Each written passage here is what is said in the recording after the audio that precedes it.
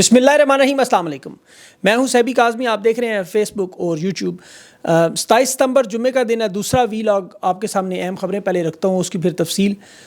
3 umpire اور 3 کھلاڑی، یہ چوتھا کون اور کہاں سے آیا؟ عمران خان کا انکشاف اور راولپنڈی کی عوام کو بھی بڑا اہم پیغام دیا۔ پنڈی میں اس وقت دفعہ 144 اور بدلے میں تحریک انصاف نے دفعہ 804 نافذ کرنے کا اعلان کیا ہے۔ کھلاڑی تیار ہیں، کنٹینر تیار ہیں۔ گنڈا پور کا خوف شہر پر طاری ہے، فوج تعینات، عام تعطیل اور متوقع ہے اس وقت۔ اور سوات میں بھی لاکھوں لوگ اس وقت سڑکوں پر جھنڈے نکل آئے لے کر سفید۔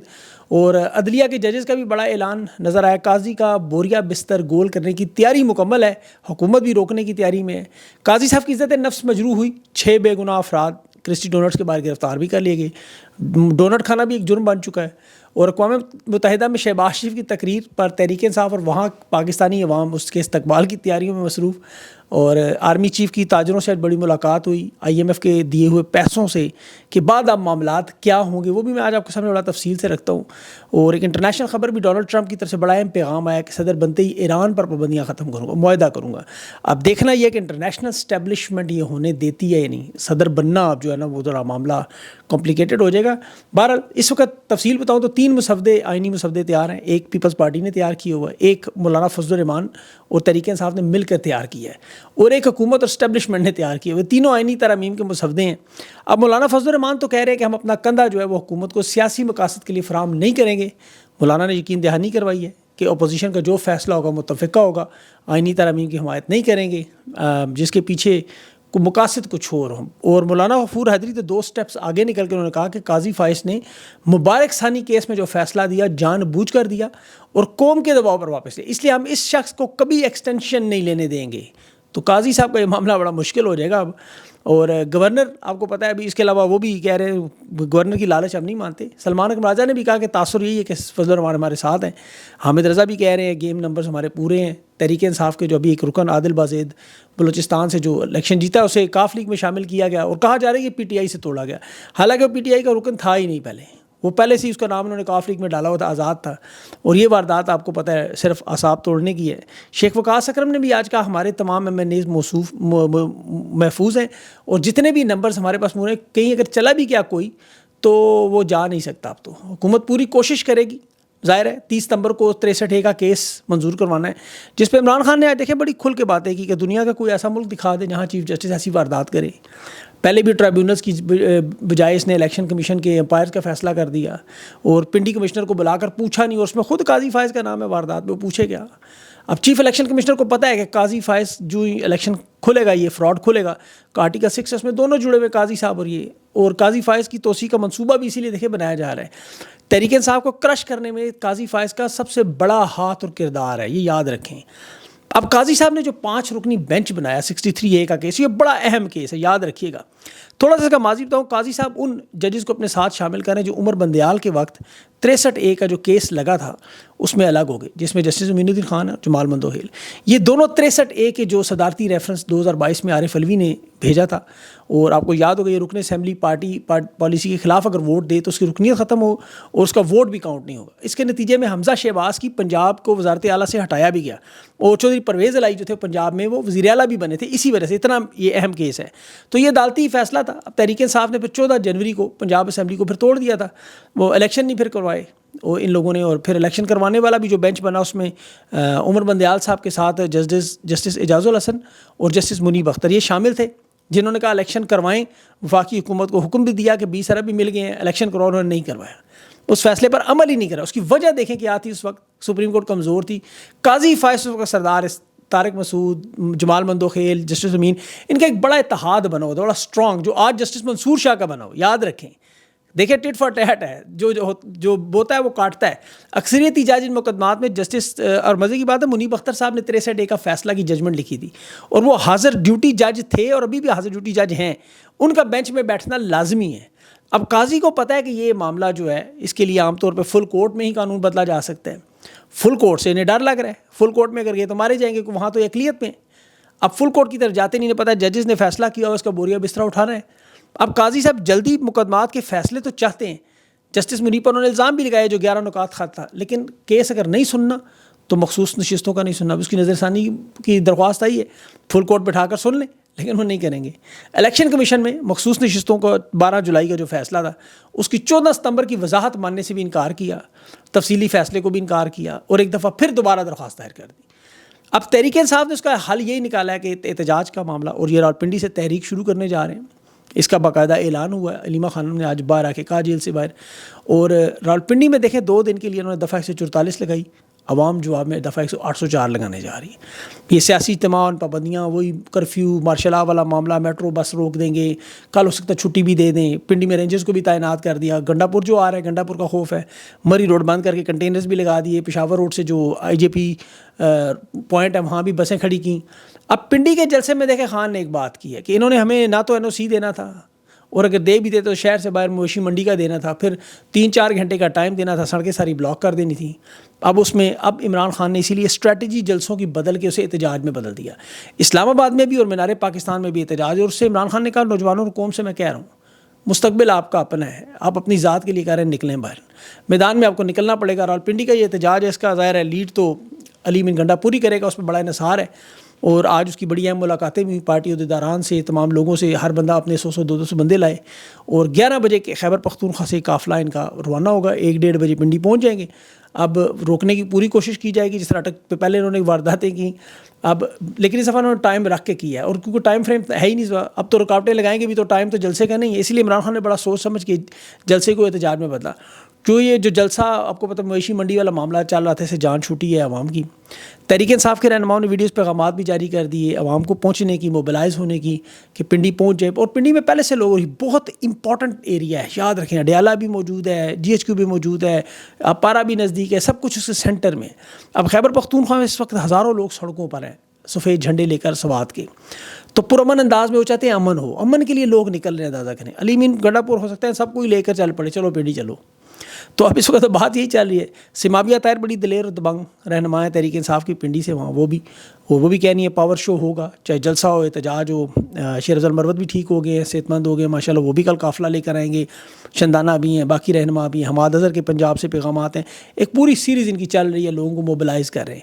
اب تحریک انصاف کی پوری اگر قیادت کل 180 M P A M N As ticket holders موجود ہوئے تو معاملہ چینج ہے. میں آپ کو بتا رہا ہوں, یہ گرفتاریاں آپ پکڑ دیے, لوگوں کی عادت بن چکی ہے. اب دیکھیں, یہ اکثر میں سن کے ان کے ٹی وی پروگراموں کے کلپس, اور یہ جس میں نون لیگ اور پیپلز پارٹی دعویٰ کرتی ہے جی کہ ہمارے ساتھ بھی یہی ہوا جو تحریک انصاف کے ساتھ آج ہو رہا ہے. میں آپ کو یقین کریں ثابت کرتا ہوں, میں پوری ریسرچ کے ساتھ, کہ یہ غلط کہتے ہیں, جھوٹ بولتے ہیں. مسلم لیگ اور نون لیگ اور پیپلز پارٹی, ان کی کوئی ایسی خاتون جس کا سیاست سے کوئی تعلق نہیں, وہ منظر عام پر نہیں, اسے کبھی کسی ڈکٹیٹر نے بھی نہیں چھیڑا, یہ لیٹ الون کے تحریک انصاف نے کچھ کہا ہو. اس کی بڑی مثال پیپلز پارٹی کے فریال تالپور ہے. یہ آپ کو پتہ ہے زرداری کی ہمشیرہ 2008 سے سیاست میں آئی ہوئی ہیں, اور محترمہ بے نظیر بھٹو کی زندگی میں انہیں نزدیک نہیں پھٹکنے دیا جاتا تھا, جس طرح زرداری کو پھٹکنے نہیں دیتے. محترمہ کی شہادت ہوئی تو ان کی لاٹری لگ گئی, سیاست میں ہی آئیں. یہ سندھ کی ممبر اسمبلی بھی بنی 2008 سے 2018, 10 سال. پھر یہ 6 سال پیپلز پارٹی کی پریزیڈنٹ ہیں خواتین ونگ کی. 1997 سے سیاست نے شروع کی, الیکشن بھی لڑتی نہیں, اور نون لیگ سے الیکشن ہار بھی چکی ہیں, حالانکہ وہاں پیپلز پارٹی ہارتی نہیں.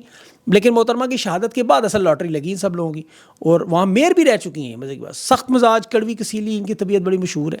پبلک اکاؤنٹس کمیٹیوں کی ہیڈ بھی رہ چکی, ممبر بھی رہ چکی ہیں, اسٹینڈنگ کمیٹی کی ممبر رہی ہیں. پبلک آئینی عہدے بھی ان کے پاس تھے. اب ان سے اگر انہیں گرفتار کیا جائے نیب نے, تو یہ ان عہدوں پہ جن پہ پبلک فنڈز موجود ہے, لوگوں کا پیسہ موجود, جہاں کرپشن ہوئی.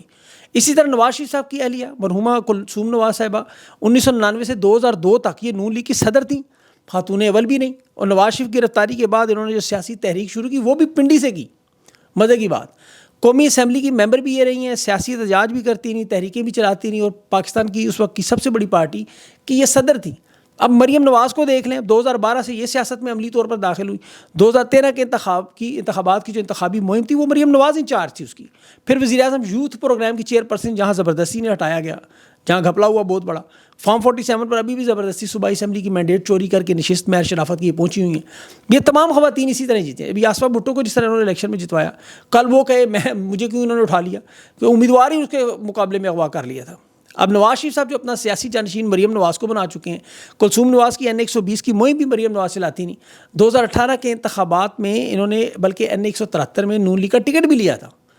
اب اگر ان کا نام ٹیکس چوری میں, پاناما میں, پبلک فنڈز کی لون کی, یوتھ لون میں وارداتوں میں آئے, تو یہ پبلک ہولڈر تھیں. اب آپ عمران خان کی فیملی کو ذرا دیکھیں, کیا علیمہ خانم, کیا عمران خان کی باقی دیگر بہنیں, یا عمران خان کی علیہ بشرا بی بی کبھی سیاست سے دور دور کوئی تعلق ہے؟ جیسا نواز شریف کی باقی بیٹیوں کو لوگوں نام بھی نہیں پتا. زرداری کا بھی اس طرح یہ معاملہ ہے. اب ان کے ظلم و ستم سے بشرا بی بی آج بھی 8 مہینوں سے بے گناہ جیل میں قید ہے. وہ سارے کیسز جھوٹے ثابت ہو گئے عدت سمیت. آپ دیکھیں جب بھی آپ کو یہ کوئی کہے اسے یہ ویڈیو ضرور دکھا دیں. اب اکانومی IMF کی ڈیل کی بات کروں, اس کی بڑی اہم معلومات ہے. لوگ پوچھ رہے پیسے مل گئے کیا ہوگا. سب سے پہلے تو آرمی چیف آج بزنس مین سے ملے ہیں کراچی میں. انہوں نے کہا جی ہمارا ملک وسائل سے مالا مال ہے. اچھا, یہ تو ہم اکثر سنتے ہی رہتے ہیں. بڑی اہم. اب جو IMF کا 1 ارب 2 کروڑ ڈالر کی پہلی قسط ملی ہے, اس قسط میں سے پہلے تو وہ اپنا سارا کاٹ کوٹ کے ان کو دیں گے تھوڑا بہت. وہ پاکستان کی آپ 58 سال کی تاریخ میں اتنی سخت پالیسیوں اور ریفارمز کے نام پہ یہ مدد ملی ہے جس کا آپ کو نظر آئے گا عوام کی ہڈیوں سے جب واقعی گودا نکالیں گے. ابھی بزنس مین بندوقیں رکھ کے ماتھے پہ کہہ رہے ہیں ہم نہیں دے سکتے ٹیکس, خودکشی کی کوشش یہ کر رہے ہیں. توانائی کے شعبے میں دیکھیں, عوام کا کچومر نکال کے بجلی کے یونٹ کی پرائسز دیں. دنیا بھر میں پیٹرول سستا ہے, آپ کو پتہ ہے اس وقت. ادھر حالات دیکھ لیں, انٹرسٹ ریٹ نے 2% کم کیا, اس کا کوئی خاطر خواہ فائدہ نہیں ہے کیونکہ کوئی فارن ڈائریکٹ انویسٹمنٹ نہیں ہے. پاکستان کی آبادی اس وقت آپ کو پتہ ہے $3.65 پر روزانہ کی بنیاد پہ زندہ ہے. 37% لوگ خطے غربت سے مزید ان 2 سالوں میں نیچے چلے گئے. سری لنکا دیوالیہ ہو چکا ہے, لیکن اس وقت پاکستان کے حالات سری لنکا کے دیوالیہ سے بھی برے ہیں. ان کی 2022 میں مہنگائی 50% تھی, آج 2024 میں 10% ہے. پاکستان میں اصل مہنگائی آج بھی 25% جو سری لنکا سے اس وقت دگنی ہے, بلکہ زیادہ ہے دگنی سے بھی. IMF عام طور پہ دیکھیں کمرشل بینکوں سے سستے قرضے دیتے ہیں, لیکن یہ جو سخت شرائط ساتھ لگاتے ہیں, جو اسٹرکچرل ریفارمز کا نام ہوتا ہے, وہ سارے کا سارا بوجھ کس پہ شفٹ ہوتا ہے؟ عوام پہ. یہ $1 ارب حکومت نے لے لیا, باقی اس میں سے مال شال کاٹ کوٹ کے باقی ان کے بینکوں میں چلے جائیں گے. لیکن IMF کے روپے کی تو قدر گر جائے گی مارکیٹ کے حساب سے. انہوں نے کہا آپ نے روپے رکھنا ہے بیلنس, روپیہ مزید کمزور, اس سے کیا ہوگا؟ مہنگائی میں مزید اضافہ. پھر یہ سبسڈیز ختم کرواتے ہیں جو پیٹرول پر, خوراک پر, IMF کی انرجی کے منصوبوں پر, تاکہ بجٹ کا خسارہ کم. اس کے نتیجے میں سارا پریشر پھر عوام پر, پھر اشیائی قیمتیں بڑھ جاتی ہیں. پھر تیسرا, کاروباری لوگوں سے جب یہ ٹیکسز بھاری وصول کرتے ہیں, دباؤ ڈالتے ہیں, ایک تو اپنے ملک سے سرمایہ نکال کے دوسرے ممالک چلے جاتے ہیں جہاں انہیں چھوٹ ملتی ہے, جیسے بنگلہ دیش میں یا ارد گرد ممالک میں. اس سے جو بے روزگاری صنعتیں بند ہوتی ہیں, وہ مزید لوگ بے روزگار ہو جاتے ہیں. اب دیکھیں اتنے نااہل اور نکمے نکھٹو لوگوں نے سمجھ ہی نہیں اس چیز کی. شہباز شریف آج جو تقریر کر رہا تھا, اس کی تقریر سنیں, سیلاب کے $30 ارب کا ذکر, وہی باتیں جو عمران خان کر چکا ہے پہلے, اس کی رپیٹ کر رہا ہے وہ کہ جی کاربن ہم دنیا کا 1% کا بناتے ہیں اور ماحولیاتی تبدیلیوں کا ہمیں زیادہ نقصان ہو رہا ہے. وہی باتیں جو عمران خان کی. اور بندہ پوچھے اس سے, وہی لائن تم نے دہرا دی, وہی الفاظ تم نے کر دی, تمہیں یہ نہیں پتا دنیا پاگل ہے کیا؟ وہ کھڑا پانی جب تھا اس وقت لوگوں نے وعدے کر کے ایک دھیلا بھی نہیں دیا, کسی نے ملک نے نہیں دیا, تو تمہیں اب کیا $30 ارب دیں گے؟ وہ انہیں نہیں پتا یہ پیسے کہاں لگ رہے ہیں. سندھ میں آج بھی لوگ کس طرح بیٹھے ہوئے ہیں, سارا پیسہ یہ سارا زرداری وغیرہ کھا گئے, ادھر سے یہ کھا گئے. تو لوگوں کو اس کی کرپشن کی دیکھیں مثال میں آپ کو ایک چھوٹی سی دے دوں, ابھی سادہ سی مثال. سپریم کورٹ میں ابھی ایڈ ہاک ججز لگائے ہیں, اور سیکشن 168 میں انہوں نے تبدیلی کر کے باقاعدہ طور پر تنخواہ اور پینشن بھی لگا دی, حالانکہ وہ پہلے سے ریٹائرڈ ہے, انہیں پینشن مل رہی. تو یہ وہ وارداتیں ہیں, یہ تو چھوٹی سی چاول کے چند دانے ہیں, باقی تو ڈھیر ہے نیچے, گند ہی گند سارا. اب کو لوگ کہتے ہیں خطا اس کتاب کے ساتھ موازنہ کریں, خان کے ساتھ اس کا موازنہ ایسے ہی ہے, ایک خان شاہین ہے, یہ گدھ ہے, میں کہاں شاہین اور گدھ کا موازنہ کر کے آپ اس خطاب کا ایسے جوڑوں. وہ خطاب دنیا کا ایک خطاب تھا, ادھر پرچیوں کے دتھے اٹھائے خواجہ آصف رینگتا ہوا مطلب جا رہا ہے مطلب اس کی ڈائس کی طرف, اور جرت نہیں ہے ادھر پاکستان میں بڑھ کے ان کی سنے آپ نے کبھی کس طرح للکار کے پڑھتے ہیں وہاں, لیکن وہاں ان کی جرت نہیں, سامنے بیٹھے ہوئے سرل بولے نا ان کا نام لے کے, کہے کہ یہ لوگ کر رہے ہیں جو بیٹھے ہوئے, ہکی ڈھکی چھپی انداز میں تنقید, ایک دفعہ بھی نام نہیں لینا. خان نے وہاں کھڑے ہو کے جو بات کی, آج بھی خان کے اسلامو فوبیا کو یہی لوگ کیش کریں. اور جرت یہ نہیں ہے جو باہر کھڑے لوگ ہیں ان کو بھی ذرا سامنا کریں, نہیں کر سکتے. اب وہاں تو دفعہ 144 لگا نہیں سکتے, ادھر بھی لوگوں نے دفعہ 804 لگائی, خان تیرے جان نثار بے شمار, وہاں پہ بھی یہی نعرے لگ رہے ہیں. امریکہ میں بھی آپ کو پتہ ہے بہت بڑا پروٹیسٹ تھا آج, اور اس وقت دیکھیں احتجاج کی جو لوگ سمجھتے ہیں احتجاج سے کیا معاملہ ہوگا. اب اگلے مہینے شنگھائی کارپوریشن کی کانفرنس ہے, اور شنگھائی کارپوریشن کے بعد جو ہے اصل معاملہ چین کے وزیر اعظم نے آنا ہے. سی پیک پارٹ 2 یہ شروع کرنا چاہتے ہیں. اب سی پیک پارٹ 2 کیسے شروع ہوگا جب اس طرح کے حالات ہوں گے, بدامنی ہوگی, ملک میں سیاسی عدم استحکام ہوگا, ملک کی سب سے بڑی جماعت کو آپ نے دیوار کے ساتھ لگایا, بلکہ دیوار میں چنوا دیے, تو یہ معاملہ کیسے ٹھیک ہوگا؟ انہیں اللہ کرے سمجھ آئے ان چیزوں کو اور یہ معاملات کو بدلیں, کیونکہ 3 امپائر 3 کھلاڑی ہیں, اور یہ چوتھے جو پیچھے بیٹھے ہوئے انہیں سمجھ آئے سارا معاملہ انا اور ضد کا اس وقت بنا ہوا ہے، اور اپنی امپائر کو سیو کرنے کا. امپائر مطلب اپنی ریاست کو، ریاست کے اندر ریاست کو. تو اللہ ان کو سمجھ دے. اپنا خیال رکھیں. اگلی ویڈیو تک لیے مجھے اجازت دیں. اللہ حافظ.